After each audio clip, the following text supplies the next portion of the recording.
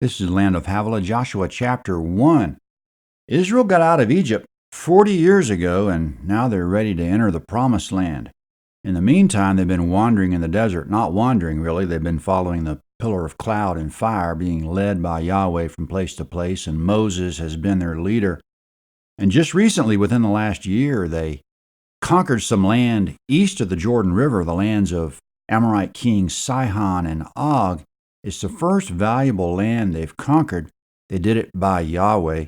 But now Moses has died and Joshua has been appointed the new leader.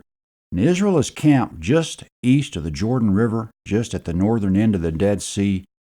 All the land west of the Jordan remains to be conquered, and Yahweh is about to lead them into the land with Joshua as their head.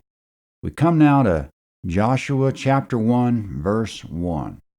Now after the death of Moses, the servant of Yahweh, Yahweh spoke to Joshua, the son of Nun, Moses' servant, saying, Moses, my servant, is dead. Now therefore arise, go across this Jordan, you and all these people, to the land which I am giving to them, even to the children of Israel.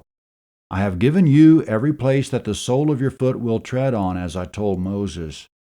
From the wilderness and this Lebanon, even to the great river, the river Euphrates, all the land of the Hittites, and to the great sea toward the going down of the sun shall be your border. Comment: This is the land Yahweh's been promising for over 400 years, since the days of Abraham. Roughly the boundaries he's promised them are the desert wilderness on the south, the Euphrates River on the north, the great sea on the west, and the desert wilderness on the east, with the exception of Edom, Moab, and Ammon. Yahweh's still talking to Joshua as we go to verse 5. No man will be able to stand before you all the days of your life. As I was with Moses, so I will be with you. I will not fail you or forsake you. Comment: There were 3 yous in that verse. They're singular in Hebrew, meaning that God's referring to Joshua. No man will be able to stand before you, meaning Joshua, all the days of your life. Yahweh will not fail or forsake Joshua. Joshua has God's pledge of personal support. That's a good thing for Joshua, but do the rest of us have God's pledge of support? In the New Testament, Hebrews quotes part of this verse and generalizes it from Joshua to all of us to indicate that God pledges support to each of us in particular. Quote, I will in no way leave you, neither will I in any way forsake you, Hebrews 13:5.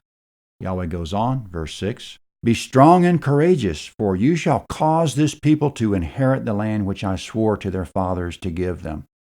Only be strong and very courageous. Be careful to observe to do according to all the law which Moses my servant commanded you. Don't turn from it to the right hand or to the left, that you may have good success wherever you go. This book of the law shall not depart from your mouth, but you shall meditate on it day and night, that you may observe to do according to all that is written in it, for then you shall make your way prosperous, and then you shall have good success. Haven't I commanded you? Be strong and courageous. Don't be afraid. Don't be dismayed, for Yahweh your God is with you wherever you go. Comment: We just read there a qualification on God's promise of support. Don't turn to the right or left of what God has said to do.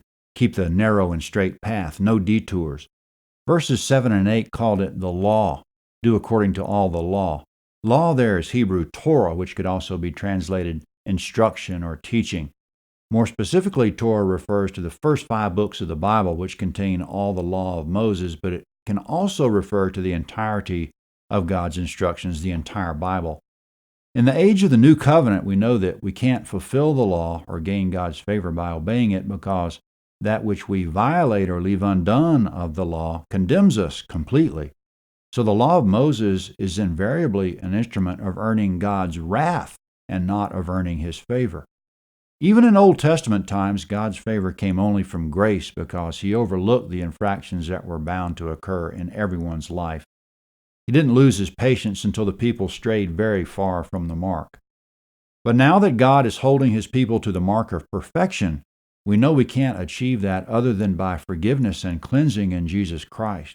If our relationship with Christ is in good standing, that's the equivalent to fulfillment of the law. We have to maintain that relationship. We maintain it by the same method that God's commanding Joshua.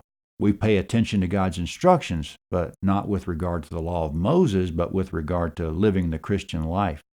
God's instructions are still paramount.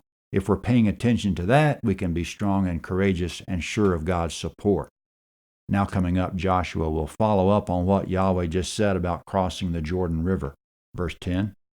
Then Joshua commanded the officers of the people, saying, Pass through the middle of the camp and command the people, saying, Prepare food, for within 3 days you are to pass over this Jordan to go in to possess the land, which Yahweh your God gives you to possess it.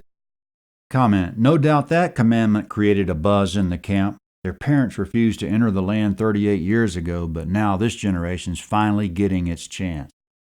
Now Joshua is going to address the 2.5 tribes that already have their assignment of land on the east side of the Jordan. Verse 12. Joshua spoke to the Reubenites and to the Gadites and to the half-tribe of Manasseh, saying, Remember the word which Moses, the servant of Yahweh, commanded you, saying, Yahweh your God gives you rest and will give you this land. Your wives, your little ones, and your livestock shall live in the land which Moses gave you beyond the Jordan.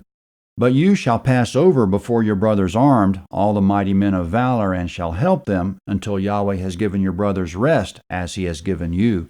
And they have also possessed the land which Yahweh your God gives them. Then you shall return to the land of your possession and possess it, which Moses, the servant of Yahweh, gave you beyond the Jordan toward the sunrise. Comment: Moses assigned the 2.5 tribes their land to the east of the Jordan on the condition that the warriors would cross over the Jordan and help the other 10.5 tribes conquer their land. Now Joshua says to the 2.5 tribes, you get ready to cross over as well. Your women and children can stay here on your land, but your men of war must come over and fight. After that, you can come back to this side of the Jordan and join your families. Will they be agreeable? Verse 16. They answered Joshua, saying, All that you have commanded us we will do, and wherever you send us we will go. Just as we listened to Moses in all things, so we will listen to you. Only may Yahweh your God be with you as he was with Moses. Whoever rebels against your commandment and doesn't listen to your words in all that you command him shall himself be put to death. Only be strong and courageous. Comment: Joshua is like a coach that's inherited an all-star team. This isn't the same generation that Moses inherited. Joshua has inherited a generation that is ready to go. They've been hardened by the desert, and most importantly, they've learned to trust Yahweh and the leadership he's put in place.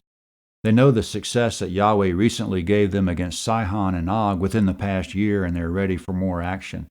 They only have one thing on their minds. They hope Yahweh is with Joshua as he was with Moses. They must be tuned in with Yahweh because they told Joshua the same thing Yahweh told him, only be strong and courageous. That's the chapter. Joshua 2 is next. You can find it easily at landofhavilah.net, Joshua 2.